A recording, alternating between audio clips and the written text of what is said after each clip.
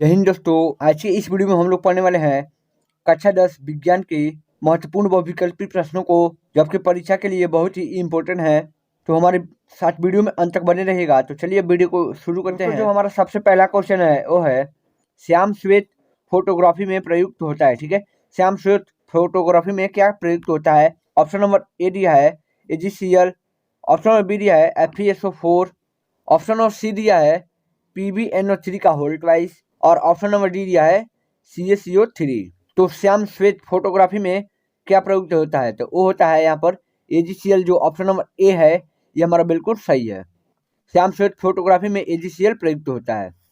अब हमारा question number 2 दिया है क्षारीय विलयन का pH मान होगा। ठीक है, क्षारीय, यहाँ पर क्षारीय विलयन का pH मान पूछ रहा है।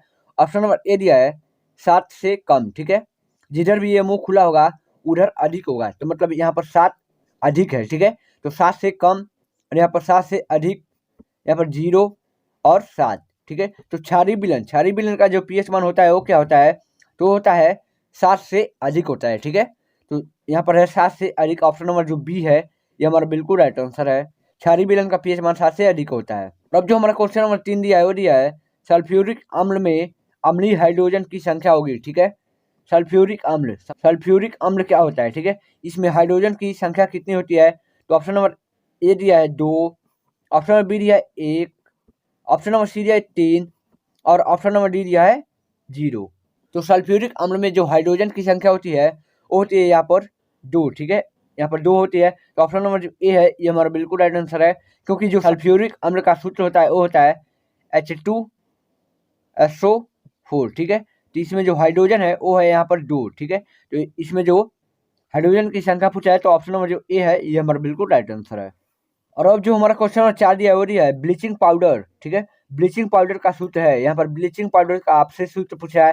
तो ऑप्शन नंबर ए दिया है CaSO4 into half H2O, option number B दिया है Na2CO3 into 10H2O, option number C दिया है CaOCl2 और ऑप्शन नंबर डी दिया है NaOH। यहाँ पर जो ब्लीचिंग पाउडर का जो सूत्र है या फिर अनुसूत्र कह दे तो वो है CaOCl2। ठीक है, तो ऑप्शन नंबर जो सी है ये हमारा बिल्कुल राइट आंसर है। ब्लीचिंग पाउडर का सूत्र होता है कैल्शियम ऑक्सीक्लोराइड। यहाँ पर जो आप पहला देख रहे हैं CaSO4 इंटू हाफ H2O, ये है हमारा POP अर्थात प्लास्टर ऑफ पेरिस का। और जो सेकंड है Na2CO3 इंटू 10H2O, तो ये है धावन सोडा का। और जो चौथा है डी है NaOH, ये है कास्टिक सोडा का। इसे हम लोग सोडा लाइम भी कहते हैं। अब जो हमारा क्वेश्चन नंबर 5 दिया है वो दिया है एंटीमनी है। ठीक है, एंटीमनी क्या है? ऑप्शन नंबर ए दिया है धातु, ऑप्शन नंबर बी दिया है अधातु, ऑप्शन नंबर सी दिया है उपधातु और ऑप्शन नंबर डी दिया है मिश्र धातु। तो एंटीमनी क्या है? ये है एक उपधातु है। तो ऑप्शन नंबर जो सी है ये हमारा बिल्कुल राइट आंसर है। एंटीमनी एक उपधातु है। अब जो हमारा क्वेश्चन नंबर 6 दिया है वो दिया है कौन सी धातु अम्ल से हाइड्रोजन को विस्थापित नहीं कर सकती है? ठीक है, कौन सी धातु है जो अम्ल से हाइड्रोजन को विस्थापित नहीं कर सकती है? तो ऑप्शन नंबर ए दिया है Cu copper, option number B दिया है जिंक, ऑप्शन नंबर सी दिया है फेरम अर्थात जो लोहा होता है और ऑप्शन नंबर डी दिया है मैग्नीशियम। तो जो अम्ल से हाइड्रोजन, ठीक है, अम्ल से हाइड्रोजन को विस्थापित नहीं कर सकती है वो है यहाँ पर कॉपर। तो ऑप्शन नंबर जो ए है ये हमारा बिल्कुल राइट आंसर है। और अब जो हमारा क्वेश्चन नंबर 7 दिया है वो दिया है मानव हृदय में कक्षों की संख्या होती है। ठीक है, जो मानव हृदय है उसमें कितने कक्ष होते हैं? ऑप्शन नंबर ए दिया है 3, ऑप्शन नंबर बी दिया है 4, ऑप्शन नंबर सी दिया है 2 और ऑप्शन नंबर डी दिया है 1। तो मानव हृदय में कक्षकों की संख्या जो होती है वो होती है यहाँ पर 4। ठीक है, और वो कौन कौन से होते हैं? तो होता है दायां अलिंद, बायां अलिंद, ठीक है, और जो दायां नीले और बायां नीले, ये 4 हो गए। मानव हृदय में 4 कक्षक ही होते हैं। और अब जो हमारा क्वेश्चन 8 दिया है वो दिया है पादप में जाइलम का कार्य है। ठीक है, मतलब जो पादप है इसमें जाइलम का क्या कार्य है? ठीक है, जाइलम का क्या कार्य होगा? तो ऑप्शन नंबर ए दिया है जल का वहन, ऑप्शन नंबर बी दिया है भोजन का वहन, ऑप्शन नंबर सी दिया है रक्त का वहन और ऑप्शन नंबर डी दिया है ऑक्सीजन का वहन। तो पादप में जो जाइलम का कार्य होता है वो होता है यहाँ पर जल का वहन करना। तो जो ऑप्शन नंबर ए है ये हमारा बिल्कुल सही ऑप्शन है। अब जो हमारा क्वेश्चन नंबर 9 दिया है वो दिया है पितरस का स्राव होता है। ठीक है, मतलब जो पितरस है इसका स्राव कहाँ होता है? ऑप्शन नंबर ए दिया है पित्ताशय में, ऑप्शन नंबर बी दिया है यकृत में, ऑप्शन नंबर सी दिया है हृदय में और ऑप्शन नंबर डी दिया है अमाशय में। तो पित्तरस का स्राव कहाँ होता है? तो ये होता है दोस्तों यकृत में। और जो ऑप्शन नंबर बी है ये हमारा बिल्कुल सही ऑप्शन है। पितरस का स्राव यकृत में होता है। अब जो हमारा क्वेश्चन नंबर 10 यहाँ पर दिया है वो दिया है मादा लिंग हार्मोन है, ठीक है। यहाँ पर मादा लिंग हार्मोन कौन सा है? ऑप्शन नंबर ए दिया है एंड्रोजन, ऑप्शन नंबर बी दिया है एस्ट्रोजन, ऑप्शन नंबर सी दिया है इंसुलिन और ऑप्शन नंबर डी दिया है सभी। तो मादा लिंग का जो हार्मोन है वो है यहाँ पर एस्ट्रोजन और जो ऑप्शन नंबर बी है ये हमारा बिल्कुल सही है। अब जो हमारा क्वेश्चन नंबर 11 दिया है वो दिया है परागकोश में होते हैं, ठीक है। जो परागकोश है इसमें क्या होते हैं? ऑप्शन नंबर ए दिया है परागकण, ऑप्शन नंबर बी दिया है ईस्ट, ऑप्शन नंबर सी दिया है अंडक और ऑप्शन नंबर डी दिया है बायडल। तो परागकोश में क्या होता है? वो होता है यहाँ पर परागकोश में जो होते हैं वो होते हैं परागकण। तो ऑप्शन नंबर जो ए है ये हमारा बिल्कुल सही ऑप्शन है। परागकोश में परागकण होते हैं। अब जो हमारा क्वेश्चन नंबर 12 दिया है वो दिया है पुष्प के नर भाग को कहते हैं। जो पुष्प होता है उसके नर भाग को हम क्या कहते हैं? ऑप्शन नंबर ए दिया है बीजांड, ऑप्शन नंबर बी दिया है अंडाशय, ऑप्शन नंबर सी दिया है पुमंग और ऑप्शन नंबर डी दिया है जायांग। यहाँ पर जो पुष्प का जो नर भाग होता है उसे हम लोग कहते हैं पुमंग और जो मादा भाग होता है उसे हम लोग कहते हैं जायांग, ठीक है। यहाँ पर जो पुष्प का नर भाग पूछा है तो वो है पुमंग। जो ऑप्शन नंबर सी है ये हमारा बिल्कुल सही ऑप्शन है। अब जो हमारा क्वेश्चन नंबर 13 दिया है वो दिया है अनुवांशिक विज्ञान के जनक है, ठीक है। अनुवांशिक विज्ञान के यहाँ पर जनक कौन है? ऑप्शन नंबर ए दिया है Charles Darwin, option number B दिया है जेडी वाटसन और ऑप्शन नंबर सी दिया है मेंडल और ऑप्शन नंबर डी दिया है कोई नहीं। तो अनुवांशिक विज्ञान के जो जनक है ये आपको पता होगा कि जो है ग्रेगर जॉन मेंडल जी है, इनका पूरा नाम है ग्रेगर जॉन मेंडल। तो यहाँ पर जो ऑप्शन नंबर सी है ये हमारा बिल्कुल राइट आंसर है।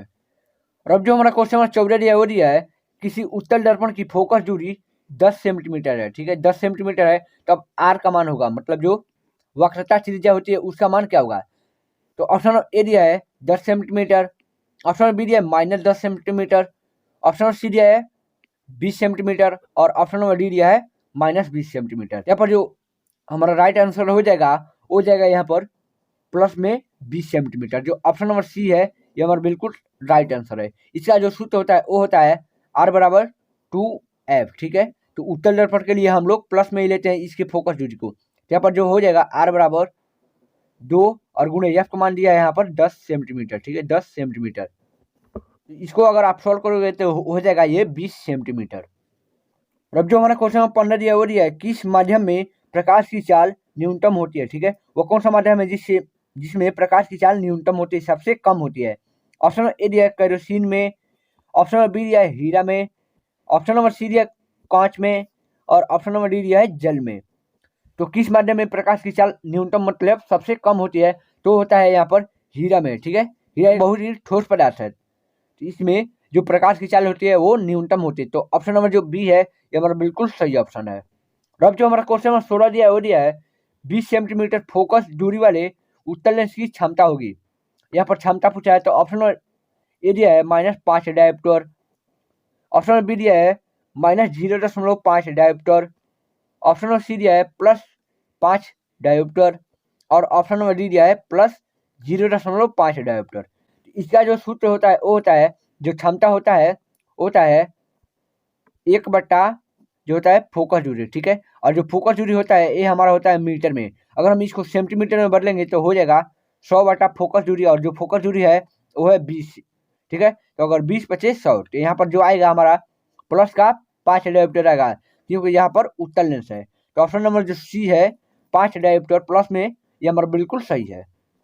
और अब जो हमारा क्वेश्चन नंबर 17 दिया है वो दिया है नेत्र में प्रतिबिंब बनता है, ठीक है। जो नेत्र होता है इसमें प्रतिबिंब कहाँ पर बनता है? ऑप्शन नंबर ए दिया है कार्निया पर, ऑप्शन नंबर बी दिया है पुतली पर, ऑप्शन नंबर सी दिया है रेटिना पर और ऑप्शन नंबर डी दिया है आइरिस पर। तो जो नेत्र में जो प्रतिबिंब बनता है वो कहाँ बनता है? वो हमारा बनता है रेटिना पर। जो ऑप्शन नंबर सी है ये हमारा बिल्कुल सही ऑप्शन है। नेत्र में जो प्रतिबिंब बनता है वो बनता है रेटिना पर। और अब जो हमारा क्वेश्चन 18 दिया है वो दिया है स्वस्थ आंख के लिए दूरबीन है, ठीक है। यहाँ पर दूरबीन पूछ रहा है तो ऑप्शन नंबर ए दिया है 25 सेंटीमीटर, ऑप्शन नंबर बी दिया है 50 सेंटीमीटर, ऑप्शन नंबर सी दिया है 25 मीटर और ऑप्शन नंबर डी दिया है अनंत। तो यहाँ पर दूरबीन पूछ रहे तो हो जाएगा अनंत। तो यहाँ पर जो ऑप्शन नंबर डी है ये हमारा बिल्कुल सही ऑप्शन है। और अगर यहाँ पर निकट बिंदु के लिए होता तो वो हो जाता 25 सेंटीमीटर। और अब जो हमारा क्वेश्चन नंबर 19 दिया है वो दिया है एक अश्वशक्ति बराबर होगा, ठीक है। जो एक अश्वशक्ति बराबर होता है वो किसके बराबर होता है? कितने वाट के बराबर होता है? तो ऑप्शन नंबर ए दिया है 748 वाट। ऑप्शन नंबर बी दिया है 746 वाट। ऑप्शन नंबर सी दिया है 846 वाट और ऑप्शन नंबर डी दिया है 646 वाट। तो जो अश्व शक्ति होता है, एक अश्व शक्ति होगा वो यहाँ पर 746 वाट के बराबर होगा। जो ऑप्शन नंबर बी है ये हमारा बिल्कुल सही ऑप्शन है। और अब जो हमारा क्वेश्चन नंबर 20 दिया है यहाँ पर, वो दिया है इलेक्ट्रॉन पर आवेश होता है, ठीक है। इलेक्ट्रॉन पर कौन सा आवेश होता है? ऑप्शन ए दिया है plus 1.67 into 10⁻⁻19 coulomb. Option number B दिया है -1.67 गुणे 10⁻⁻19 कूलाम। ऑप्शन नंबर सी दिया है प्लस 2.88 गुणे 10⁻⁻19 कूलाम। और ऑप्शन नंबर डी दिया है -2.88 गुणे 10⁻⁻19 कूलाम। यहाँ पर जो इलेक्ट्रॉन होता है ये होता है, इस पर निगेटिव चार्ज होता है, तो इस पर जो आवेश होता है उस पर भी निगेटिव चार्ज होता है। तो अर्थात जो ए और सी है ये नहीं होगा। जो इलेक्ट्रॉन पर आवेश होता है वो होता है 1.67 गुणे 10⁻⁻19 कूलाम। तो ऑप्शन नंबर जो बी है यहाँ पर भी हमारा बी बिल्कुल सही ऑप्शन है। तो आई होप कि हमारा वीडियो आपको अच्छा लगा होगा। अगर अच्छा लगा होगा तो आप इस वीडियो को शेयर कर दीजिएगा और चैनल को भी सब्सक्राइब कर दीजिएगा और साथ ही साथ वीडियो को भी लाइक कर दीजिएगा। तो मिलते हैं अब अगली इस वीडियो में, तब तक के लिए जय हिंद दोस्तों, वंदे मातरम।